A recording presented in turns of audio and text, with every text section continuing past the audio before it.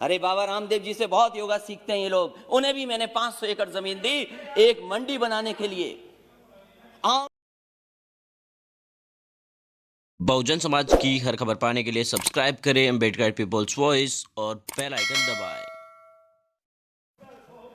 सभापति महोदय, मैं आपका बहुत धन्यवाद देना चाहता हूं कि आपने मुझे भारत के राष्ट्रपति जी के भाषण पे बोलने का मौका दिया है। मुझसे पहले इस देश के बहुत ही सीनियर नेता और जम्मू कश्मीर के कई बार मुख्यमंत्री रहे, उन्होंने बहुत ही भावनात्मक बातें कही और इतनी इमोशनल बातें कही उन्होंने। वो हमारे भारत की पहचान है। हमारे भारत की यही पहचान है कि हम गंगा जमुनी तहजीब के साथ मिलकर के रहते हैं। हमारी जो तहजीब है वो मिली जुली तहजीब है। हम सदियों से एक साथ रहे हैं मिलकर के। ये हमारे भारत की पहचान है। और अगर इससे किसी को खतरा पैदा होता है या इसको कोई तोड़ने का काम करता है, वो राजनीतिक लाभ लेने के लिए तोड़ने का काम करता है। सभापति महोदय, जब मैं खड़ा होता हूं तो कोई न कोई शेर जरूर पढ़ता है, 2 लाइनें जरूर पढ़ता है। पिछली बार भी जब मैं खड़ा हुआ तब भी 2 लाइनें किसी ने पढ़ी, सामान्य सदस्य ने। सभापति महोदय, आज भी मैं खड़ा हो रहा था, उससे पहले 2 लाइनें बोली गईं। मैं उन 2 लाइनों के आगे अपनी 2 लाइनें जोड़ देता हूं और वही देश की राजनीति है। वही रास्ता जो आज सत्ता में लोग हैं उन्होंने अपनाया हुआ है। मैं उनके साथ अपनी 2 लाइनें जोड़ता हूं कि जब तक पिछला कर्तव्य लोग समझ पाए, जब तक पिछला कर्तव्य लोग समझ पाए, एक तमाशा और खड़ा कर देता हूं।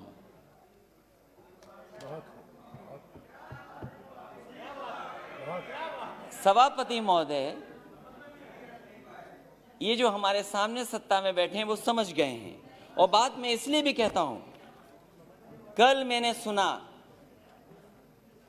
कि एमएसपी था, एमएसपी है, एमएसपी रहेगा। ये केवल भाषण में है, जमीन पर नहीं है, किसान को नहीं मिल रहा। और अगर किसान को मिल रहा होता सभापति महोदय, तो दिल्ली घेर करके किसान ऐसे नहीं बैठता। और ये जो किसान बैठे हैं, मैं उनको बधाई देता हूं। इन किसानों ने न केवल 2, 3, 4 स्टेट बल्कि पूरे देश के किसानों को जगाने का काम किया। मैं जिस प्रदेश से आता हूं सभापति महोदय, मैं इनसे जानना चाहता हूं कि उस प्रदेश की जनता ने 2 बार इनकी सरकार बनवाई है। 2014 में भी समर्थन मिला जनता का, 2019 में भी समर्थन मिला। मैं इनसे जानना चाहता हूं कि राष्ट्रपति अभिभाषण बोल रहे हैं, क्या जिस डिस्ट्रिक्ट से महामहिम राष्ट्रपति जी आते हैं, क्या उस डिस्ट्रिक्ट में एमएसपी किसानों को मिला है धान का, क्या नहीं मिला है? और जो लोग जो ये कह रहे हैं कि एमएसपी था, एमएसपी है, एमएसपी रहेगा, मैं उनसे जानना चाहता हूं, माननीय सदस्यों से पूछना चाहता हूं कि बताएं, जहां से वो चुन करके आते हैं उस जिले में किसानों को धान का एमएसपी मिला है कि नहीं मिला है? इनके बोलने से मिल गया, लेकिन मुझे खुशी है सभापति महोदय, ये जो बोल रहे हैं, ये जो बोल रहे हैं, ये देश सुन रहा है, किसान देख रहा है। जहां के राष्ट्रपति महोदय हैं उसके बगल का क्षेत्र हमारा है। न एमएसपी धान का मिला, न एमएसपी मक्के का मिला। और मैं तो कहता हूं माननीय सदस्यों से, आप तो सपना ये देख रहे हो, न जाने कितने साल सरकार में रहोगे, कितना बड़ा सपना देख रहे हो आप। और क्या आप जिनके नेतृत्व में चुनाव लड़ रहे हैं उनको सत्य नहीं बताना चाहते? आप अपने क्षेत्र में जाओ, क्या आपको एमएसपी दिला पाए हो किसी किसान को, तो बताओ हमें आप। और जहां तक केवल राष्ट्रपति महोदय, प्रधानमंत्री, वही नहीं, देश के डिफेंस मिनिस्टर भी वहीं से आते हैं। बताओ क्या मिला एमएसपी धान का? उसके बाद केवल यही नहीं है, न जाने कितने गवर्नर उत्तर प्रदेश से बनकर के दूसरे प्रदेश में बैठे हैं। क्या वो गवर्नर साहब अपने गांव में जाकर के नहीं पूछते, जिले में नहीं जानकारी करते कि एमएसपी मिल रहा है कि नहीं मिल रहा उनको धान को? और मैं सभापति महोदय आपसे कहना चाहता हूं, ये भारतीय जनता पार्टी का नारा था कि हम किसानों की आय दोगुनी कर देंगे, और राष्ट्रपति महोदय के भाषण में भी लिखा है कि मेरी सरकार आज न सिर्फ एमएसपी पर रिकॉर्ड मात्रा में खरीद कर रही है, बल्कि खरीद केंद्रों की संख्या भी बढ़ा रही है। कहां खरीद केंद्र बने थे उत्तर प्रदेश में? मुझे खुशी है सरकार इन प्रयासों को, हमारे किसान अपने परिश्रम से और बढ़ा रहे हैं, और खाद्यान्न रिकॉर्ड, जहां पर से राष्ट्रपति आते हो, प्रधानमंत्री आते हो, डिफेंस मिनिस्टर आते हो, गवर्नर आते हो, सरकार बनवाई हो, उस प्रदेश में एमएसपी नहीं मिल रही।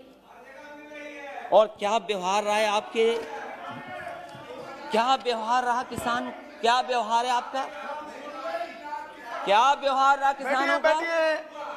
अब भारत के इतिहास में अवसर आएगा तब बताइएगा, भारत के इतिहास तो बताइएगा, प्लीज तब बताइएगा। भारत के इतिहास में ऐसा व्यवहार किसानों के साथ कभी नहीं हुआ सभापति महोदय। क्या क्या नहीं कहा गया किसान लोगों को, क्या नहीं कहा गया, अपमानित किया गया, और वो दिल्ली आकर के अपनी बात ना कर दें। प्लीज माननीय मंत्री जी कुछ कहना चाहते हैं जी। सर, मुझे एक बहुत विनम्र आग्रह करना है आपके विचारार्थ। राष्ट्रपति जी के अभिभाषण पर धन्यवाद का एक चर्चा चल रही है सर। राष्ट्रपति जी की एक परंपरा होती है, प्रधानमंत्री गवर्नर सबके लिए कह रहे हैं, लेकिन राष्ट्रपति जी के जिले में एमएसपी मिला कि नहीं मिला, ये एक बार आप परंपरा को देख लें। इस तरह का संदर्भ मेरे 20 साल के संसदीय अनुभव में नहीं होता है। जी जी, वो भी मुख्यमंत्री रहे। आपने इंगित किया है, देख लेंगे। नहीं, मैं सभापति महोदय, अगर मंत्री जी ने ये बात, राष्ट्रपति का संदर्भ नहीं ले सकते हैं। सभापति महोदय, अगर ये सभापति महोदय अगर ये कोई संदर्भ में नहीं आए, लेकिन कम से कम हम जाने तो सही। ओके ओके, देख लेंगे, ओके ओके, देख लेंगे लिखा है। और प्लीज कंटिन्यू सर। राष्ट्रपति sir, that's all I have to say. स्वागत है, प्लीज बगल की स्वागत है, बैठ जाइए। वो मुख्यमंत्री रहे हैं, वो भी जानते हैं, मुख्यमंत्री रहे उत्तर प्रदेश के जी। ऐसा व्यवहार किसानों के साथ कभी नहीं हुआ, और कितना अपमानित किया गया उनको, क्या क्या कह करके नहीं बुलाया गया उनको। और ये जो तीनों कानून है वो केवल इतना चाहते हैं, जब ये सरकार कह रही हम किसानों के लिए कानून बना करके लाएं, अगर किसान उन कानून को नहीं स्वीकार कर रही है तो सरकार क्यों नहीं कानूनों को वापस लेती है? जिनके लिए ये कानून बना है, जिनके लिए कानून बना है, वो कानून नहीं चाहते हैं, तो सरकार को आखिरकार कौन रोक रहा है? और क्या ये आरोप ठीक नहीं है कि कॉर्पोरेट घराने को लिए आपने कारपेट बिछा करके इन कानूनों को लाने का काम किया? आप जनता से चुनकर के आते हैं, जनप्रतिनिधि बन रहे हैं, लेकिन लगता यहां पर है सदन में बैठ करके आप धन प्रतिनिधि बन करके आए हैं। और क्या कहते हैं आप? जो लोग आंदोलन कर रहे हैं उनके लिए आप क्या कहते हैं? जो आंदोलन, ये देश आजाद हुआ आंदोलन से, न जाने कितने अधिकार मिले आंदोलन से। वोट डालने का महिलाओं का अधिकार आंदोलन से मिला, न जाने कितने आंदोलनों से नेता निकले बन करके। राष्ट्रपिता महात्मा गांधी देश के बने क्योंकि आंदोलन लड़े, आंदोलन में खड़े हुए, न केवल अफ्रीका, दुनिया, बल्कि भारत जैसे देश को आजादी दिलाई उन्होंने। उस आंदोलन के बारे में क्या कहा जा रहा है कि आंदोलन जीवी हैं। मैं उनको क्या कहूं, मैं उन लोगों को क्या कहूं जो लगातार चंदा लेने निकल जाते हैं? क्या वो चंदा जीवी संगठन के लोग नहीं हैं? अगर वो हो सकते हैं जिनको आप आंदोलन जीवी बोल रहे हैं, तो आप भी तो चंदा लेने के लिए निकल पड़ते हैं, जब कहीं तब निकल जाते हैं आप। क्या आप चंदा जीवी नहीं है? और फिर आप कहते हो कि मंडी मॉडर्नाइज करेंगे, मंडी मॉडर्नाइज करेंगे, मंडी मॉडर्नाइज। अब बोलते रहिए आप। मैं सभापति महोदय मैं कहना चाहता हूं, मैंने पढ़ा कि हम मंडी को मॉडर्नाइज करेंगे, इंफ्रास्ट्रक्चर बनाएंगे। देश में सबसे बेहतरीन अगर एक्सप्रेस वे कहीं बना तो उत्तर प्रदेश में समाजवादी सरकार ने बनाया। और मैंने हमेशा कहा ये शहरों को जोड़ने के साथ साथ गांवों को जोड़ता है। जहां शहरों की अर्थव्यवस्था को बेहतर करेगा वहीं गांव की अर्थव्यवस्था को भी बेहतर बनाएगा। इसलिए उसके आसपास मैंने मंडियां बनाई। मैंने आलू की मंडी बनाई कन्नौज, फर्रुखाबाद, कानपुर देहात के आसपास के लोगों के लिए। एक मैनपुरी, इटावा और आसपास के लोगों के लिए अनाज की मंडी बनाई। अरे बाबा रामदेव जी से बहुत योगा सीखते हैं ये लोग, उन्हें भी मैंने 500 एकड़ जमीन दी एक मंडी बनाने के लिए। आम की मंडी बनाई। मैं इनसे जानना चाहता हूं, लाखों करोड़ों रुपए इन्होंने मंडियों के इंफ्रास्ट्रक्चर के लिए दिए थे, वो पैसा कहां चला गया? जितनी ईंट लगाई थी समाजवादी सरकार में उससे आगे मंडियां नहीं बढ़ पाई, वहीं का वहीं काम रुका हुआ है।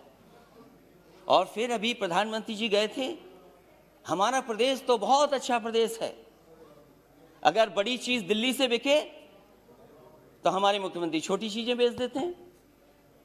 समाजवादी सरकार में बना समाजवादी पूर्वांचल एक्सप्रेसवे जो बलिया गाजीपुर को जोड़ता है और आगे बिहार से लेकर के आगे लोगों को मदद करेगा। अलाइनमेंट समाजवादी सरकार का, लैंड एक्विजिशन समाजवादी सरकार की, और जो व्यवस्था दी थी मंडियों के लिए। मैं जानना चाहता हूं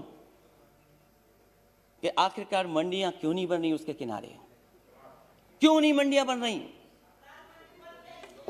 और जहां तक मंडियां क्यों नहीं बन रही? गाजीपुर में मंडी बननी थी, आजमगढ़ में मंडी बननी थी, सुल्तानपुर मंडी बननी थी।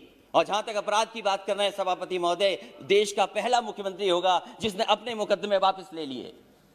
मुझे बताए कोई मुख्यमंत्री जिसने वापस लिया हो मुकदमे अपने। और फिर अपराध की बात कर रहे हो, ठोको नीति चल रही है, जिसको चाहो उसको ठोक दो। और कानून व्यवस्था की बात करोगे, महिलाओं की बात करोगे। मेरी माता जी बैठी हैं, महिलाओं पे बहुत चिंतित रहती हो। जाओ क्या हालत है उत्तर प्रदेश में माताओं बहनों की, और अपने आंकड़े निकाल करके देखो क्या आंकड़े हैं। सबसे ज्यादा अपराध अगर कहीं हुआ है तो महिलाओं के साथ अपराध उत्तर प्रदेश में हो रहा है। तो इसलिए सभापति महोदय मैं कहना चाहता हूं, राष्ट्रपति जी के अभिभाषण पर बोलिए ना। सभापति महोदय दूध की भी बात हुई, दूध की बात हुई।